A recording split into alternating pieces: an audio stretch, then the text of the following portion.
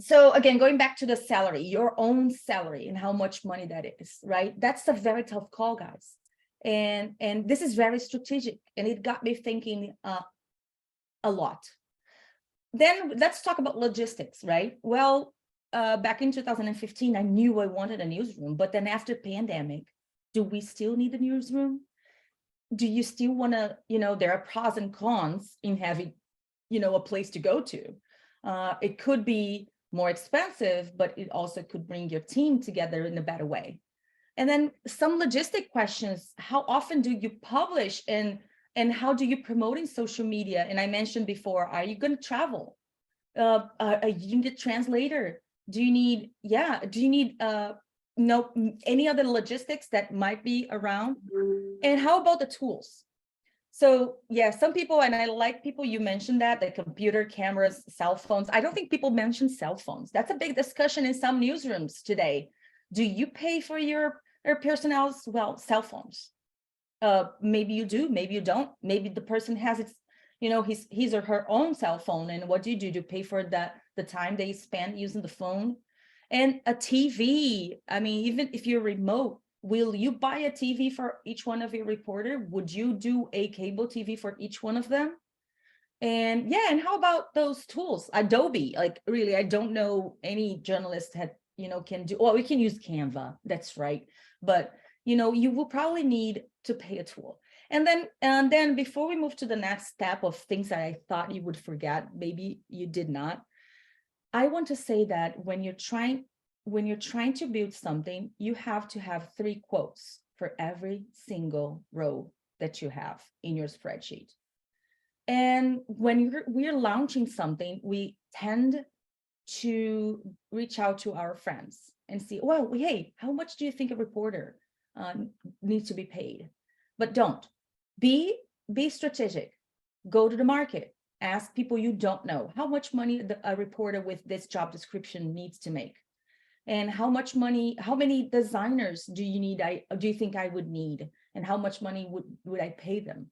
Right. And if you're renting a newsroom, always keep that in mind. It could be a good deal this year, but maybe next year you need to go back and, maybe move your newsroom to another place because it's just a better deal. Yeah. And how about the computers and cameras and cell phones? Maybe if you buy, I'm going to say Dell, or if you're going to buy what is that? Well, an Apple, or depending on the brand, you can have very different prices. So every time you're creating this very, very basics finance perspective, make sure you have at least 3 quotes, so you're not deciding in the dark. Then here is what you probably forgot, and some people I think did not. Hey, legal, do we need lawyers to help us? Depending on what is your topic, and I bet some of you are working today with very delicate issues, right? That you probably need some legal support, supervision, somebody who can tell you, hey, maybe you can change the sentence to something else, or maybe, hey, you should give more room to the comment part, or and if that's your case, is your legal team going to be in-house, or is it going to be like a third-party firm, buffet, right, of lawyers? Hey, how about insurance? Maybe you have maybe you're working in, and I'm going to say, like, sadly, we lost in Brazil a great journalist because he went for a reporting to report a story in the middle of the Amazon, and he got killed. And he, Dom Phillips, he used to work for The Guardian. So it's a gigantic, right, newspaper. So can you imagine the insurance? So if you're sending your reporters to tough areas, and are they protected in terms of insurance? And what if you're working in a tough environment? What if you're working in a war zone? If you're in Ukraine right now, are your reporters safe? Or yeah, so that's a lot of money, guys. That's a lot of money. Then the 5th bullet there is something that I always forget. It's the taxes. And again, this will differ from a country to the other, and this will probably differ from the size of your organization or the status of your organization. Meaning, if you are a 1-person company, then you at least in my country, you'd pay very little fees. But if you are a company with a board and you are in the stock markets, then you have so many taxes and so many papers to present publicly, right? And that will define whether you need an in-house or external accountant. And somebody mentioned a part-time. Yeah, that could be a deal, but please do not forget the accountant. And let me tell you guys, these lessons I learned the hard way. Yeah, back in probably in 17, I got this letter in mail saying, hey, you did not pay, from the government. You did not pay this, and that. And it was, I mean, let me convert that into dollars. This was probably like $20,000 that I had simply forgotten to pay. Of course, I wanted to be a good taxpayer, but it's just so many. And we journalists, we have to realize that we do not know how to run an organization very well. We are very good journalists. We do not know what taxes look like. We do not know how justice goes around. So we have a hard time hiring people. So make sure that you recognize what you're lacking in terms of your background, and go after help. Yeah, and do not do what I did. Do not forget what taxes are, the importance of taxes. And then finally, something that nobody mentioned, I think, you would do your profit.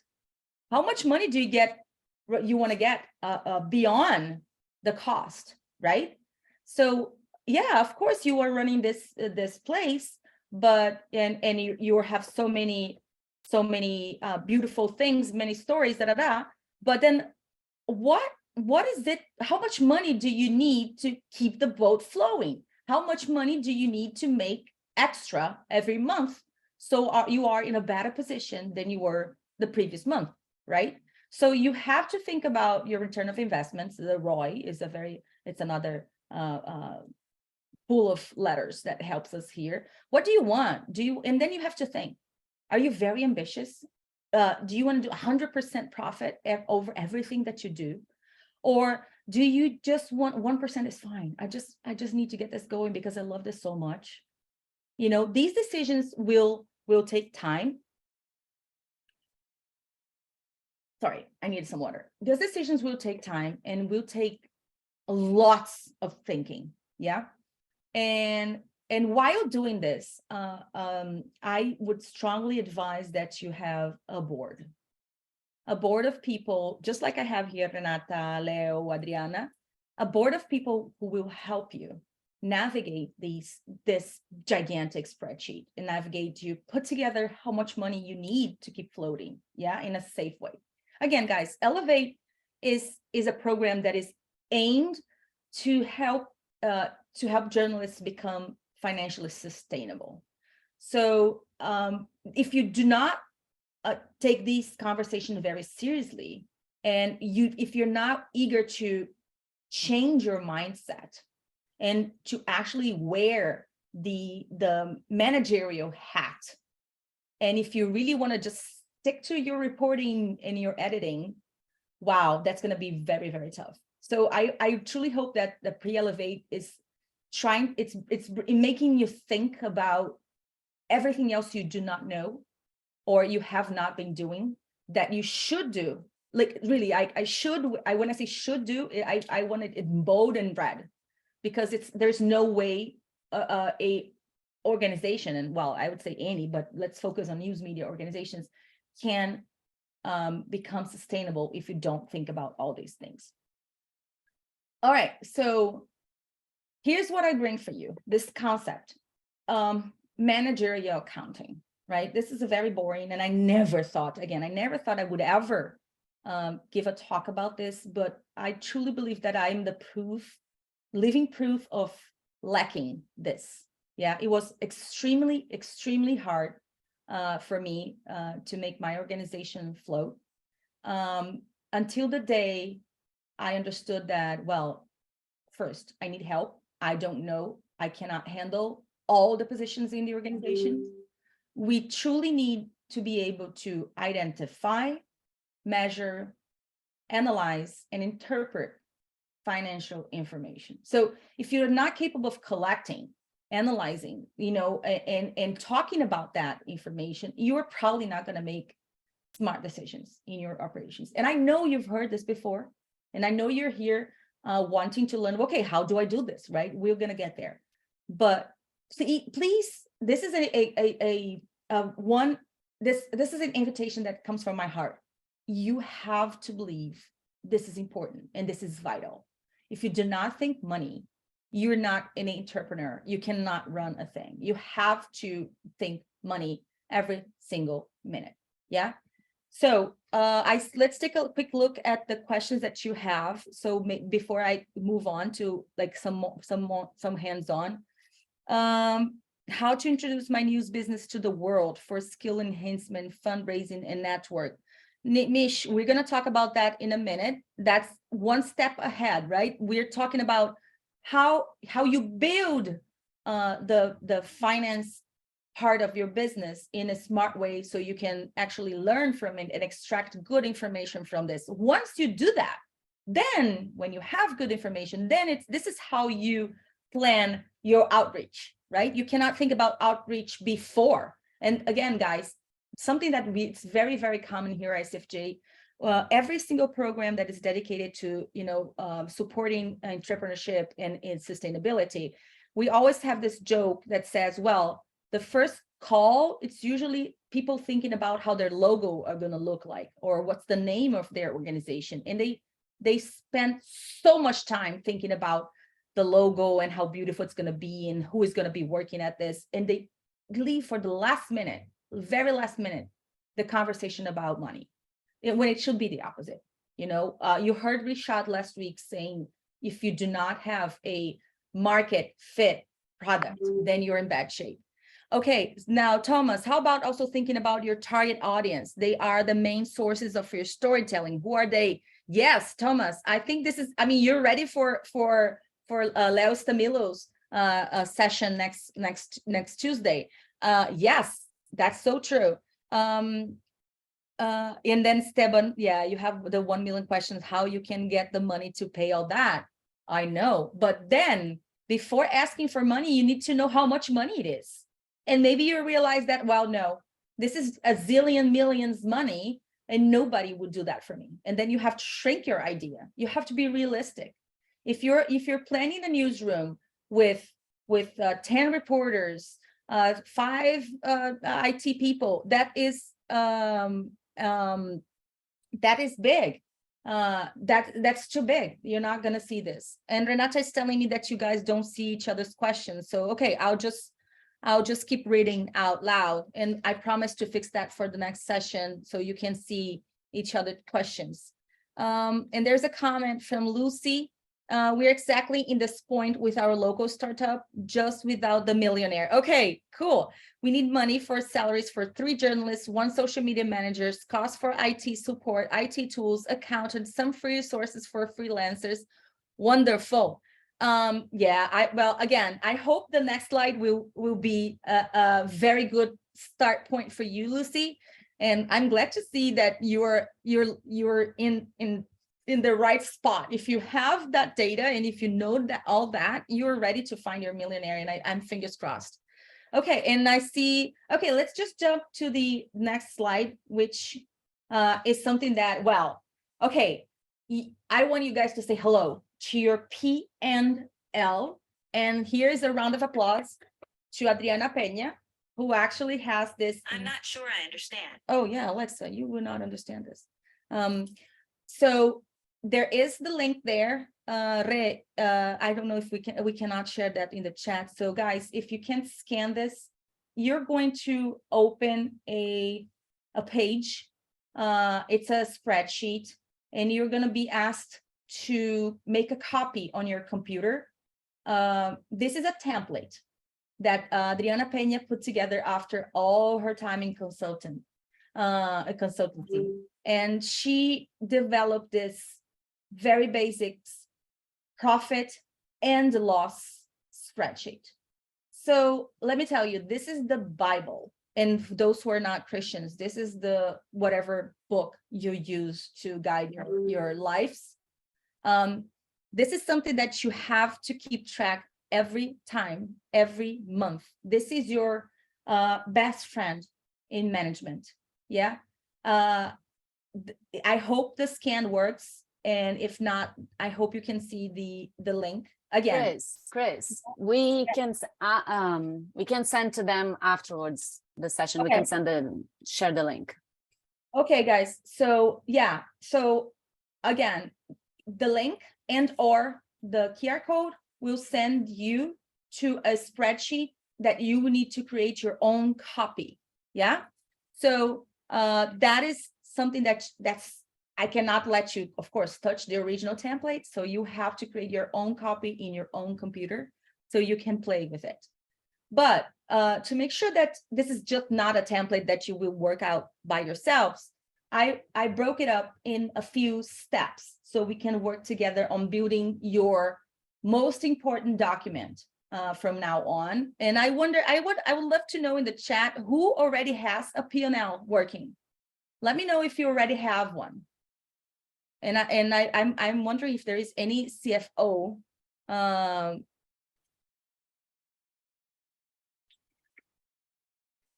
Oh wait, Marina's saying that the QR code campaign has reached its scan limit.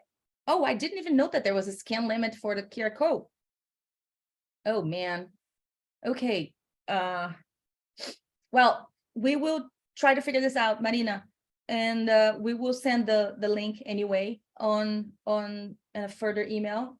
And you're gonna see this every single phase. We're gonna work this together. Please.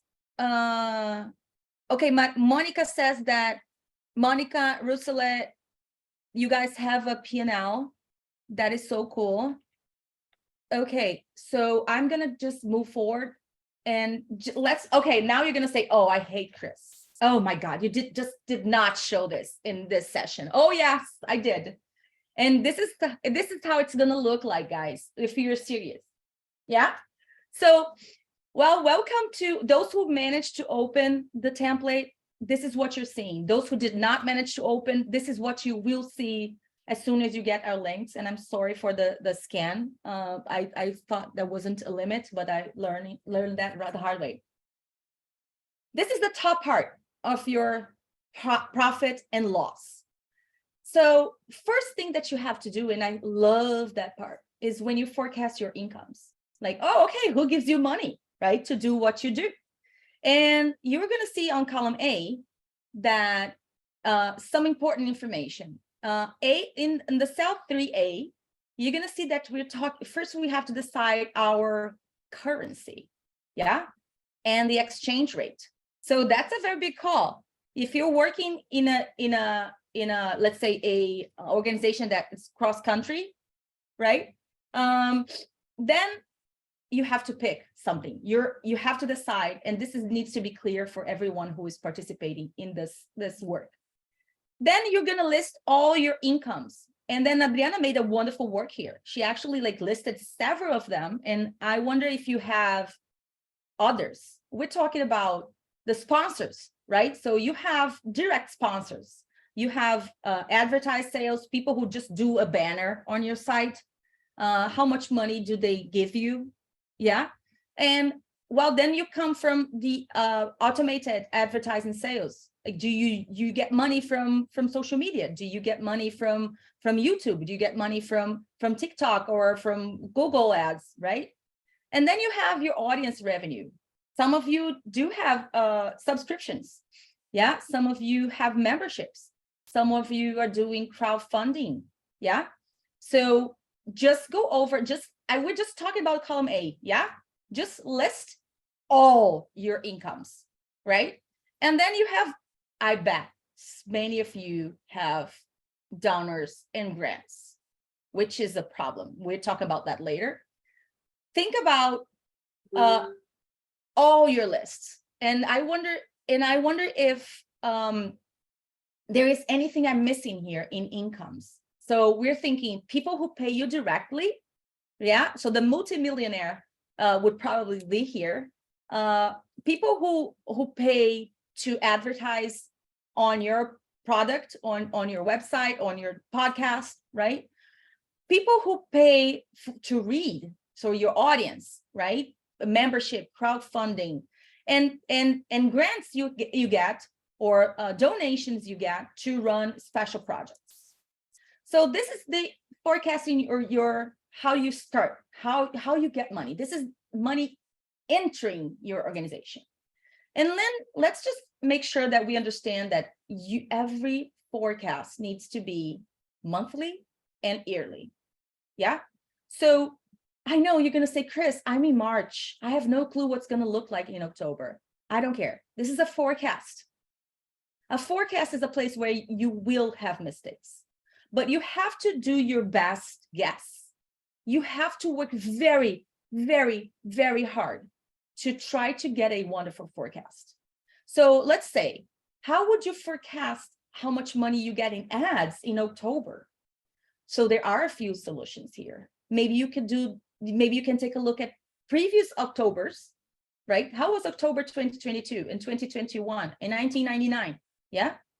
Or how was your last 3 months? So how was January, February, March? How about an average? Yeah. Or how about the very least? So take a look at all the previous months. What was the least money that you got? Did you get just $1? Just write $1. But what you have to do here, guys, is that have a thought, have a thinking behind the numbers you add there for forecast. And we can talk about this later, but in my personal template, I have 2 columns for January, 2 columns for February, 2 columns for March, because in the first column of January, I have my forecast. In my second January column, I have the reality. So I can, throughout the years and the months, I can see how bad am I doing my forecasting, right? I can easily compare in one spreadsheet if, well, my forecast worked. I actually got $100 from a crowdsourcing or crowdfunding, sorry. So I believe some of you have no problem figuring this out and listing your income sources, right? And I hope you can, again, sit down and forecast the amount of money that you are adding to each cell. Now we are going to, okay, so Renata has something here for me. Oh, Nimish is saying about the logo. You save money and you design your own. That's wonderful. And also the business card, you're true. Lots of people before thinking about all these, that's very complicated, they have their business card ready. Oh, Monica is saying that she uses Notion. Okay, that's a good call. I've never used the tool, and I wonder if other people have a good experience with Notion. Okay, so Steban is having a hard time finding the fixed revenue. Oh, wow, that's hard. So yeah, I understand that some of you are just starting. So you have to have a fixed revenue, something. It could even be your own savings account. If you're starting on your own and you're putting your own money, you need to know how much money can you put from your pocket every month, so you're not leaving your family in hunger. Yeah. So even if you don't have anything that is listed there, you don't have ads, you don't have Google Sense, you don't have TikTok money, you don't have YouTube, you don't have audience yet, and you don't have grants, you have to have something, right? And that is needed, because you will be paying people, or you would be paying at least a domain. So there's no organization with a initial capital. Yeah. So yeah, I wish you, Steven, super good luck. Let us know if we can be any help there, brainstorming about it. And then, okay, so let's jump to the second step. I hope you were able to take a look at this and think about, or maybe list your income sources.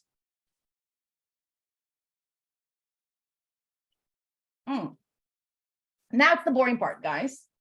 So now it's money going out. Yeah.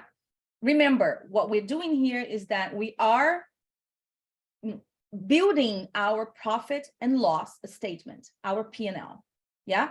So now it's time to write down everything that you will spend every single month, no matter what.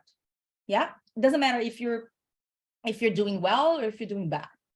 And here we're thinking, like, of course, the employees, and I write there in all departments, because you can see in column A, we have, oh, we're very good at starting in journalists. I bet the first person you will always add to this line is yourself. I bet you're going to add yourself, even though if you might be leaving yourself with zero money. Then you're going to go with your friends, journalists. And then later you're going to think about the others. And then, yeah, well, the salesperson, the ads person, the assistant, right? So lots of salaries. And salaries, I just want to make a comment here. I just want to make a comment here that depending on your country, you have benefits, like by law, right? You have to offer your employees benefits. In some countries, they are vacation money, right? In Brazil, you pay a third of a salary in late December, right? So or maybe you have to pay for health insurance, or maybe you have to pay for transportation or for meal and all that. Yeah. So make sure that what you're adding here, guys, is not the salary. Let's think about this senior journalist here makes $100. I mean, $800, right? So let's imagine that this is his salary, but that's not how much money he costs to the organization if this person is in a country like Brazil. Yeah. So what you're entering here is how much money you will spend with this person. Of course, you can break it down. You can say journalist, senior journalist, employment, senior journalist, health benefits, senior journalist, transportation benefits, senior journalist, dental benefits. Yeah. But what you need to know, you have to input every single thing that you're going to spend no matter what. Hey, Renata is telling me, guys, that you were asking for the presentation, and not only this one, not only this PPT, but also the previous. I promise that Anna Ferguson, our PA, will send everything to you all. So do not worry. You are being taken care of. Elevate is here to work for you. So you will get the recordings from session 1, the presentation from session 1, the recordings from session 2, and this presentation of session 2 with the scan and the link to Adriana's P&L. Yeah, do not worry about that. And Re, I got your message. Thanks for highlighting that. Okay, everyone. So this takes a lot of time, yeah, to build this, because I'm sure you will forget. I'm sure you will forget things. So let me tell you, those who have a newsroom, you have to add someone, let's say, maybe to clean the office, or maybe this person goes like once a month. Oh, this person needs to be there. Yeah. Or maybe you're forgetting office stuff, like okay, I need software. I need to pay every month. I need to pay Calendly, or I need to pay Adobe, or I need to pay MailChimp. Yeah, it's every month. It's something that you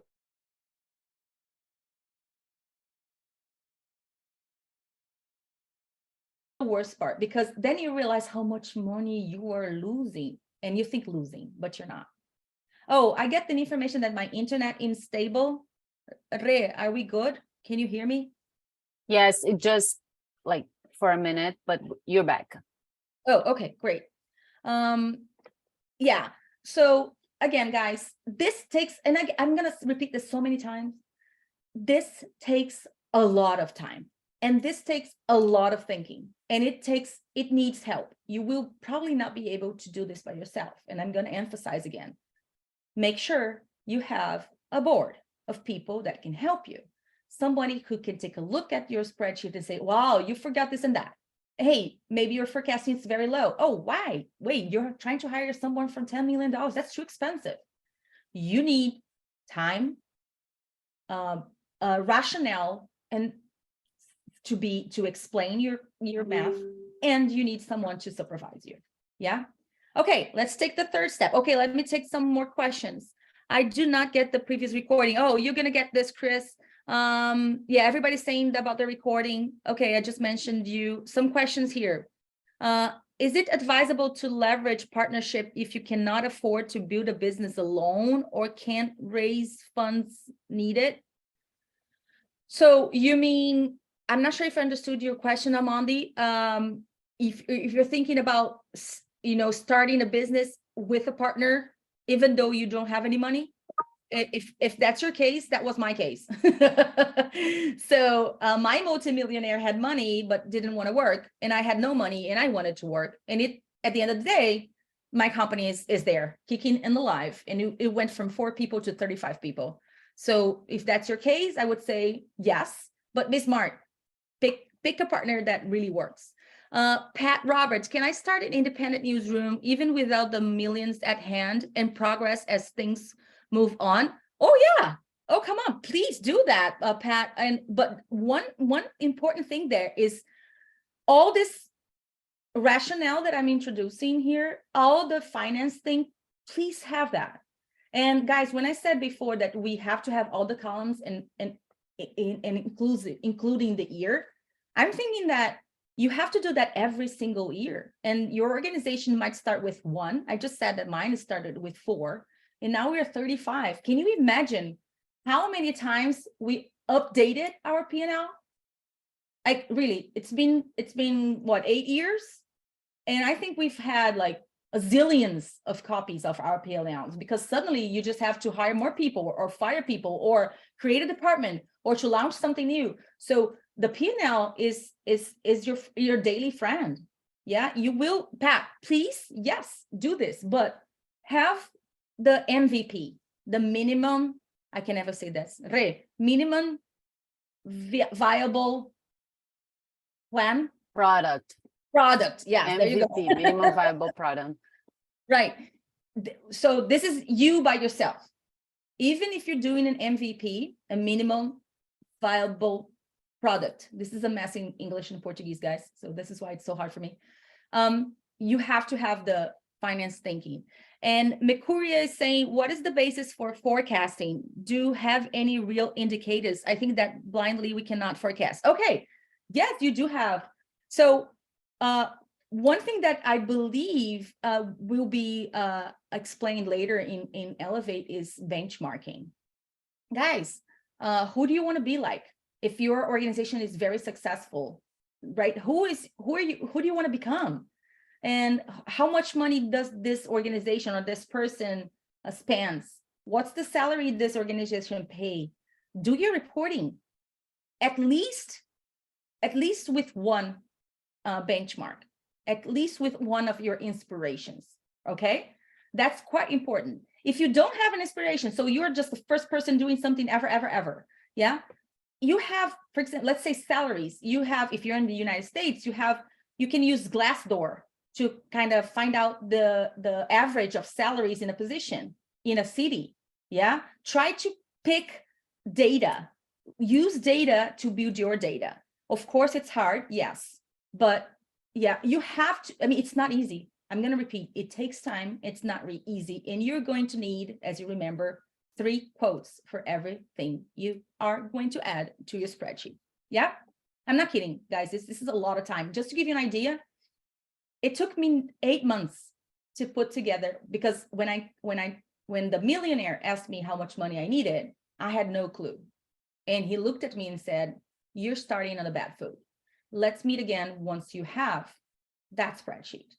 And I was so afraid of like messing up. And I spent 8 months building my organization's first spreadsheet. 8 months, but it worked. The guy really put money, so it worked. All right, let's get going. I'm gonna jump to the step 3 before taking more questions. All right, now it gets even tougher. What changes? What expenses changes month by month? Okay, now, okay, let's say you're in the middle of election. Oh, you have to increase the number of freelancers. Wow, okay, the election is 3 months or maybe 2 years, whatever. Count that in. Oh, you are going to have, oh, we need to fix the computer. Oh, the computer broke. Okay, let's hire a tech person. Oh, wait a minute, we have this wonderful project and we need to advertise. We need to spend money on Facebook or ads or whatever. We need to print this one-page ad in the largest newspaper of the country because we have such a wonderful project that we need everybody to know about. Just add that information, right? Oh, wait a minute. So, oh, okay. So the owner of the organization needs to go to a conference in New York while in January, while the reporter needs to go to Alaska for reporting in October. Oh my God. So, okay, try to forecast that. Again, this is traumatizing. The variable expenses is traumatizing. And I'm going to tell you guys, this is where you not only go crazy, but this is where you make mistakes. And this learn, but you have to have the forecast to understand that you made the mistake. Yeah. You have no idea. Like, I completely forgot to add to my, and that's real life again, in my organization. I completely forgot to add to my forecast the Google Suite Gmails, because I thought that was a fixed expense, but it's actually variable. Sometimes you have 10 people in your organization, sometimes you have 25, and they all need an email from your organization. Yeah. I also forgot I told you about the TVs, right? The TVs break, guys. They go black suddenly. And I suddenly had to buy like 3 new TVs. So again, think about, the computer is going to be old, or the hardware, the memory of the computer is going to run out. This is so tough. Yeah. And of course, the variables on the second image I have here on the right, guys, the taxes will differ depending on how much money you have coming in, at least in my country. If you make a lot of money and if you have a huge income, then you're going to have to pay huge taxes. So make sure that you remember that taxes are usually percentage of, what you're doing. That, again, I'm not a finance person, and I'm so sorry if there is a CFO in the call that can illustrate us here, but this is what I learned. Do not try to put an amount for taxes. Always use the percentage. That's going to be so helpful. Yeah. And the same thing if you have that situation here, if you made a loan, if you went to a bank and you requested money, you have to remember that you own the bank money.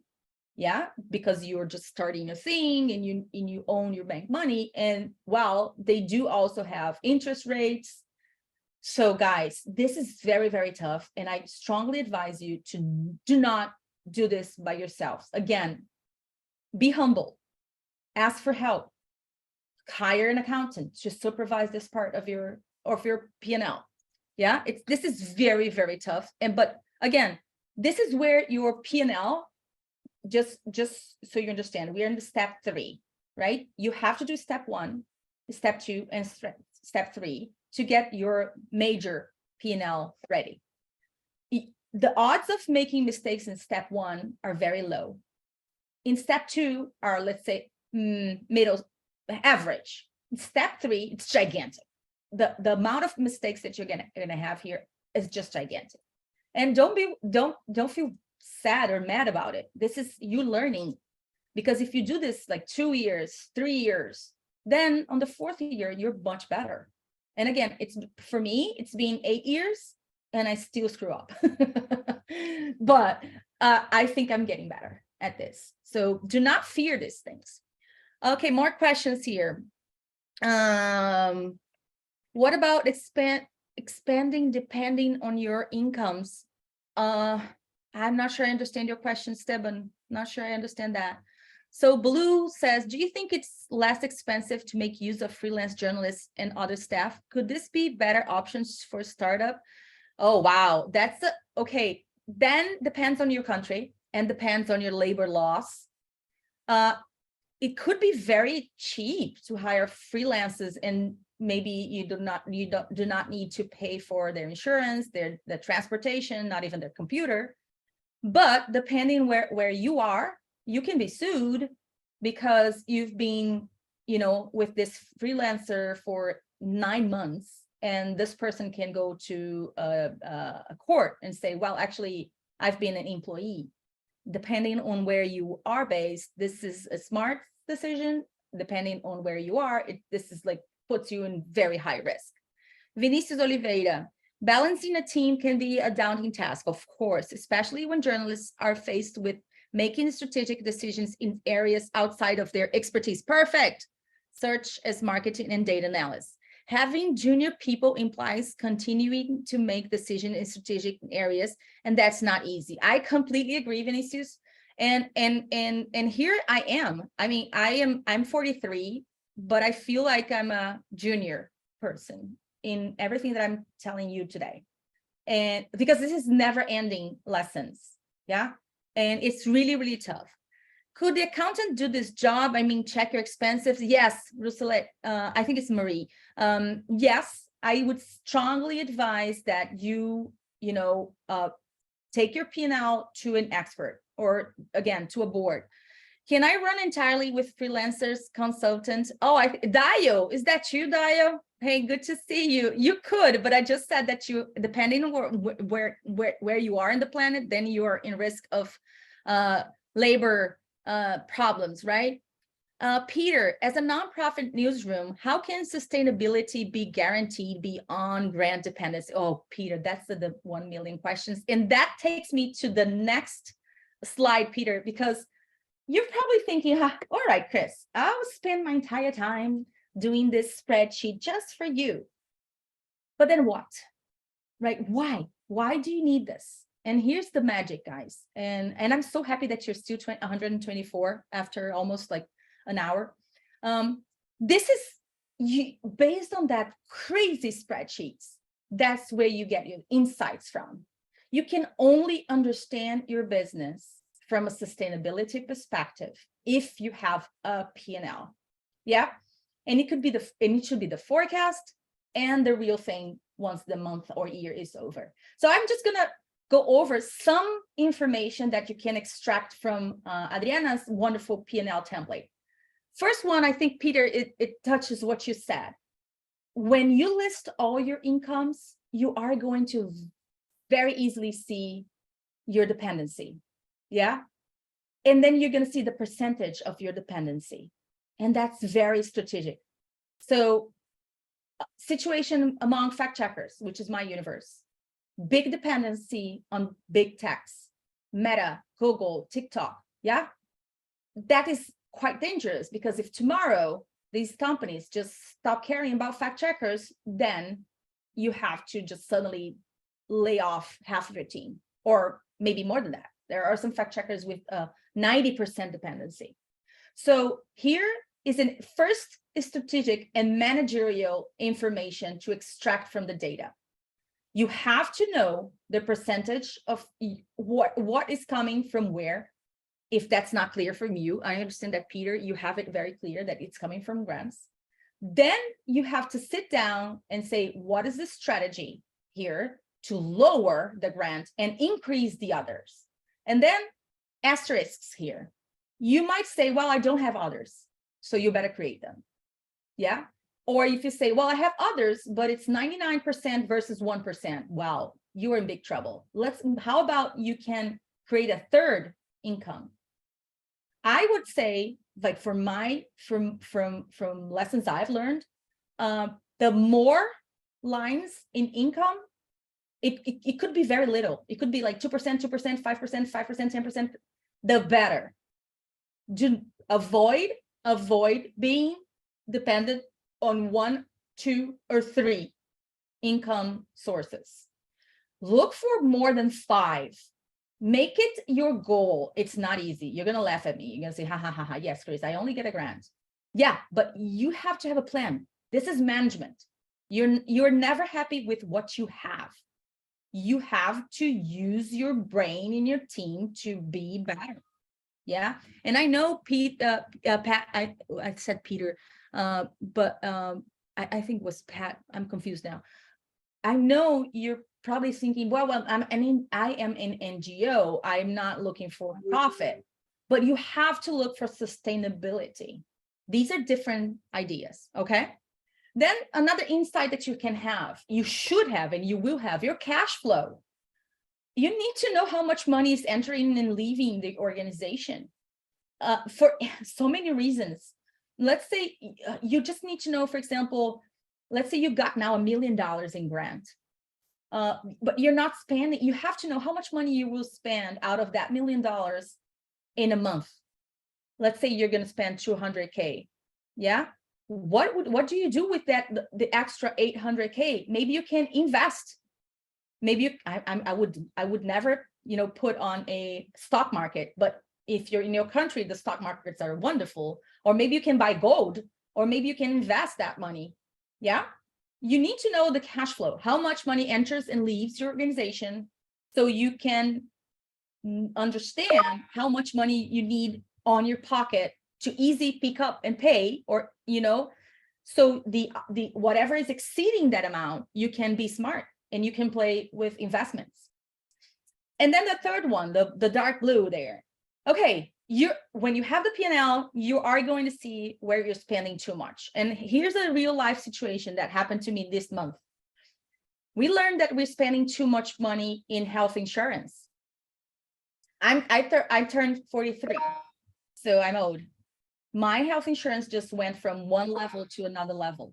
So suddenly, wow, the amount of money that my organization is paying for my health insurance is just unacceptable.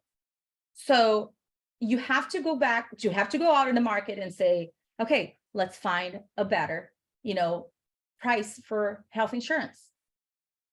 This is just a stupid example, but it's real life example, guys. Yeah. And this is something that you will be doing every day. And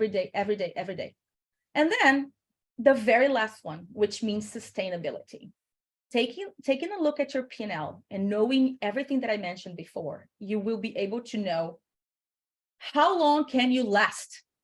And this is so sad and tough, because you're probably going to say not even a month, or maybe 2 months, maybe 2 weeks. But guys, face the truth.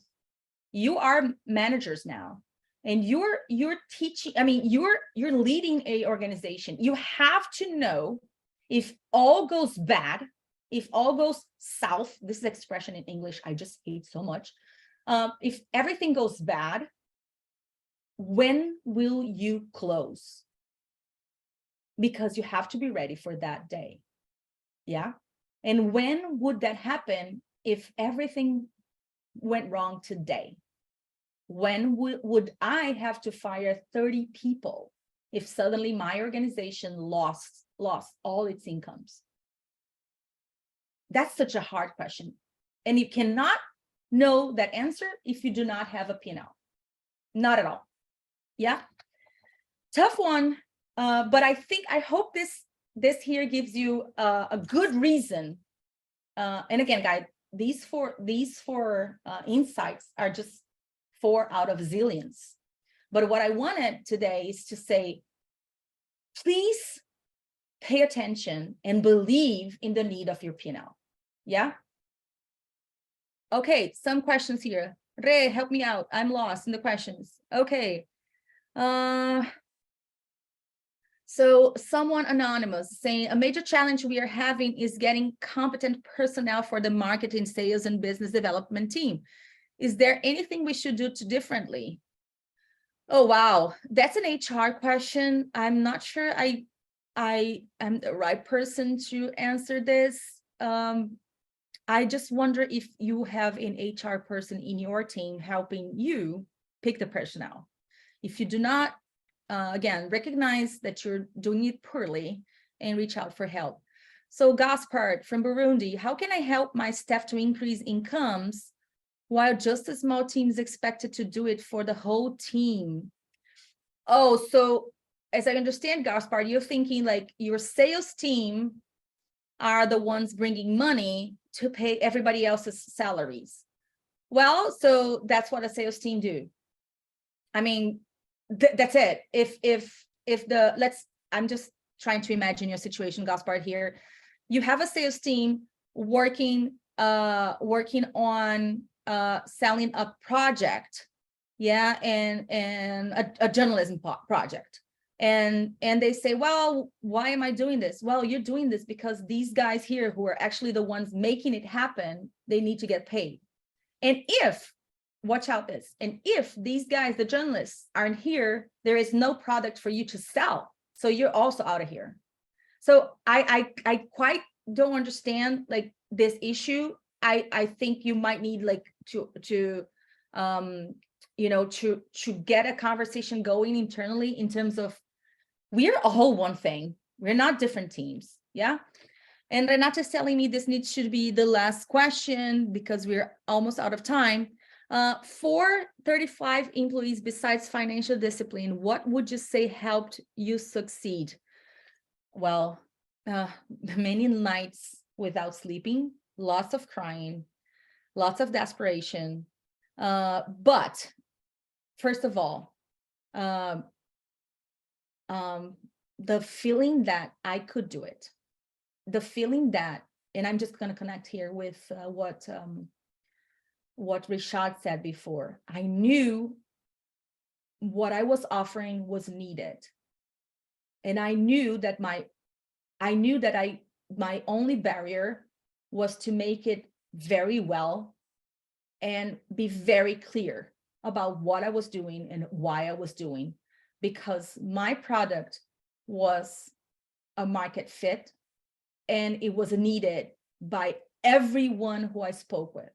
So while I was building my P&L, and that question came from Pat also, I talked to so many people, and again, different backgrounds, different ages, different cities, and all of them, when I said what I was intending to do, they all said, please do it. And we're talking back in 2015, guys. I'm so happy to say that I started working against disinformation before Trump, before Trump launched the fake news expression. And I mean, this is very, very old stuff. I'm talking about fact checking before WhatsApp for those Brazilians and Latin Americans and Asians in the call. There wasn't even a WhatsApp thing. Yeah. So when I spoke about that, people say, oh my God, this is so needed. I think this is the main question. And before we end, I just want to take you guys to the next level that we talked, and I cannot just end this conversation without talking about, we went from the brig, right? The organization level. Now let's think about the product level, because your organization is probably built over different products, different services, right? And here I'm bringing two quotes I heard in Elevate 2022 that we have to think about product is, we were wired to spend money, not to make money. This is so true. And I wonder if this resonates in everyone hearing me today. I mean, when you create a product, it's very easy to list in, how you're going to spend, what you're going to spend to make this product happen. But do it, but do the next step too. What are you going to do to get incomes from this project? Okay. And then the second one was a very tough one to hear. Is, when do we give up? When do we pull the plug? When do we say, well, this product or this service did not succeed? How long do we wait to do that? Yeah. And the same thing, I'm just, again, I wish you understand my rationale here. I'm trying to bring you from the organizational thought to the product, to one product. And I just want to show you how these two things are very, very similar. The thinking, the mindset behind it's very, very similar. Yeah. And I just want to invite you to do something that one of our Elevate participants in 2022 did, which is this. This is a very cute infographic to understand your products and services. So you design a matrix, effort and revenue. Yeah. And you should go for every single product or service that has very little effort, lots of revenue. Yeah. And you should completely avoid those who have lots of effort and very little revenue. This is completely unsustainable, people. And I understand you love it. I understand you love to do that, but that's not sustainability. And guys, we're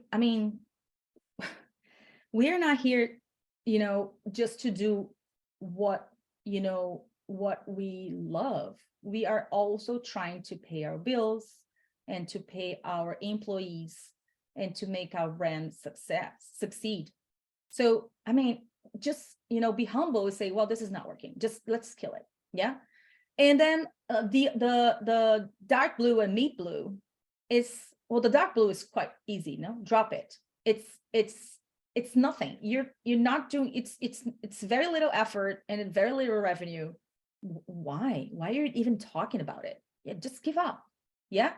And the other dark blue, the mid dark blue is, okay, it's very little effort, very little revenue. But maybe you're not searching for revenue. Maybe you're just branding yourself. Maybe you are just, taking one step, forecasting something beyond for the upcoming months that will be a light blue. Yeah. So I would strongly advise you guys. I know it's a lot of information in this conversation. It's been almost time to close, but I invite you to do this design with all the products that you have today. Your newsletter, your podcast, your articles, your social media, your TikTok. How much time do you and your company use to make it happen? And how much revenue does this bring to you? And be smart. These decisions are very, again, collect data, be real, and be open to a mindset change towards finance. And woo, we did it. I think we did it. 12 minutes to go. I'm going to stop sharing and drink some water while you ask your final questions or comments in the Q&A.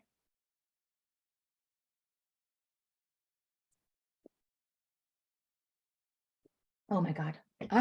Adriana, did I use well your P&L?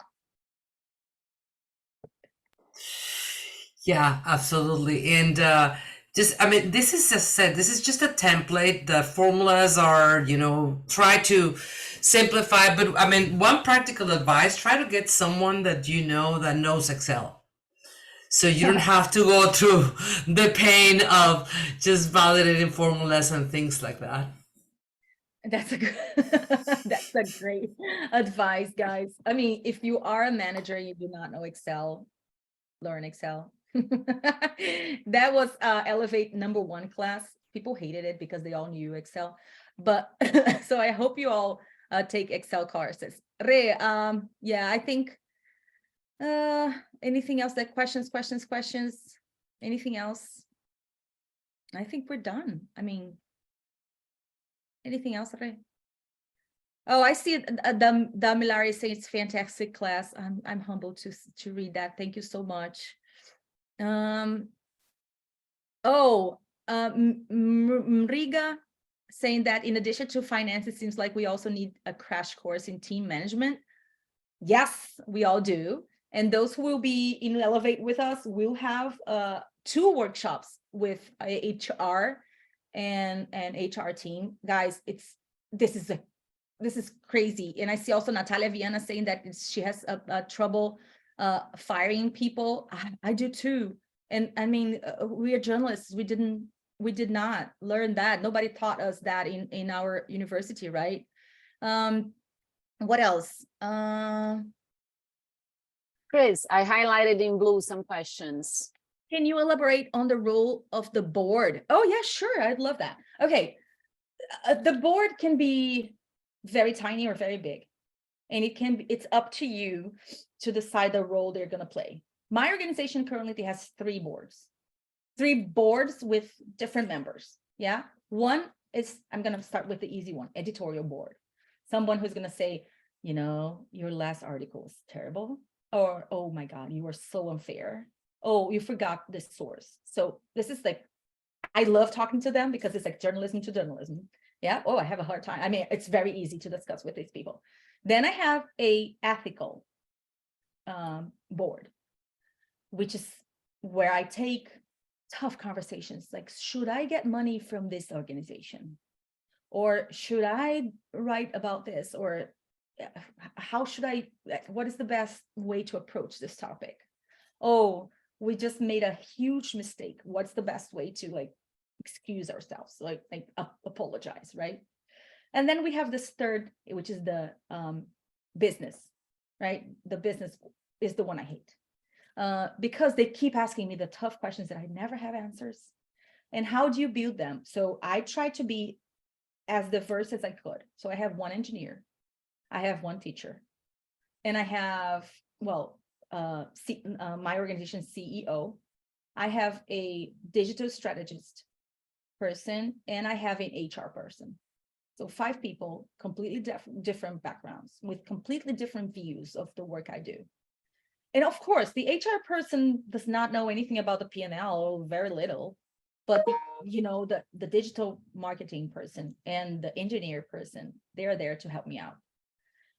But yeah, I mean, you have to decide. There's another thing you have to decide. Are you going to pay your board members? If you're not, how do you guarantee they're committed to your organization? Yeah. So again, more thinking, more rationale, and more stuff that you might need to add to your P&L. How do you raise seed fund as to start a project? And we need to start capital to start. Yes, you need a start capital to start. It could be yours. It could be your mom's. It could be your heritage, your inheritance. It could be anything. But I mean, you can't start with 0 money. I mean, there are successful social media influencers that they just suddenly start doing cool videos and they become millionaires. The same thing happens to soccer players, right? So the odds are very little. Just, yeah, go for something else. Chris, Yeah. Regarding the seed money to start in startups, they say it's the 3 F's: family, friends, and fools. So you get money either from family, friends, or fools. I'm just kidding. Actually, I'm not. It's real, but real. That's so good. Somebody saying, if as CEO you earn funding from personal consultancy, is it appropriate to include it as income for the organization? Oh, that's such a good question. Do not ever mix your personal finance with your organization's finance. Seriously, do never ever. Like, you know how you could have 2 credit cards, one your personal and one your company? Never mix them. No, do not use your personal money to help here. If this is not something that you will be doing often, if you're the seed money, then yeah, of course but the money needs to leave your personal account, enter your company's bank account, and then from there be spent. Never pay from your personal account straight to a service. This is going to give you so much trouble. And I'm thinking like annual taxes here, because we didn't get that far, right? Because everything that you do will have to be reflected in your bank, in your reconciliation, and in your annual taxes. So please, never ever. How to pitch to a potential investor. So Larry, I think I can end our conversation today with that. There's no secret formula. No, there are, but one thing that I hope you take out of today's conversation is, if you do not know how much money you need, then do not meet the person. I did this and I looked awful. I looked like so unprofessional. Yeah. And again, do your homework. Do your finance internally. Get to this number. I need X per month, or no less than X per month, because that would be my MVP would be unviable. I don't even know if that's a word in English though. And what you have to do is have that in mind. Then later, I would say, this is something that I did. Just list everybody that could be your funder, your millionaire, your investor, list every one of them. Then I would say, learn everything about them. What are they doing? What else are they investing on? What are their interests? Like, really, like my investor today, like my company leaves on its own. The guy is no longer putting money on us. After 3 years, we managed to be sustainable. But now I can always say, hey, how about you invest a tiny bit? And he tells me now that he's into environmental. And this is something I have no clue. So I know that, if I go back to this person and say, do you want to put more money into the battle against this information? He's probably going to say, I did already. Now I'm in climate. Yeah. So make sure you understand, list everybody, understand what they're doing, understand where else they're investing, try to understand their mission. And you have to cross, your interests should be the same as your investors in terms of mission, values, goals. That's the only way you can open a door, is that if you find this crossing. Yeah. Okay. So 2 minutes to 10:30, which means it's 10:28. It was a lot of talking, and I really want to, apologize for not being this finance mastermind. I'm, again, just a humble journalist trying to run a business. And seriously, everything that I told you today are things that I learned the hard way. It will drive you crazy. And I don't want to see you guys like tripping on the same stones that I did. So this is why I decided to come today and not pick some consultant and to, I just wanted you to understand, like, Elevate is being planned and run by me, Renata, Ana, but with this history of mine history, I know what I lacked. I know how hard it was. And this is how I am building Pre-Elevate and Elevate inside ICFJ. And again, my idea is to help you guys avoid my mistakes. And I wish so bad I had elevated Pre-Elevate back in 2015. So I truly invite you all to come next Tuesday to hear our outstanding Leonardo Stamilo. He's going to be talking about audience and how to use social media to better understand your audience, better understand your client. Yes, guys, clients, right? And how to, with that information, draft smarter products. So I hope you will see that there is a connection between the conversations, Rishad, me, Leo, and Adriana. And again, I think you will, I'm just going to say it again, you are gold for us. We will pick some of you to join us throughout the year to be in our Elevate cohort. And you will soon be invited to apply for it. But before, we need you to take this pre-sessions and be ready with your mind open to a big change. Housekeeping, emails, we will be sending out, again, presentation 1, PPT 1, presentation 2, PPT 2, and the link that did not work fine today. And we are always around in case you need anything. Any final words? No, it was great. Oh, God. Well, we did it. All right, everyone. So thanks for being here. It was lovely. I hope you could enjoy a bit, and see you next Tuesday with Leonardo Stamilo. Bye.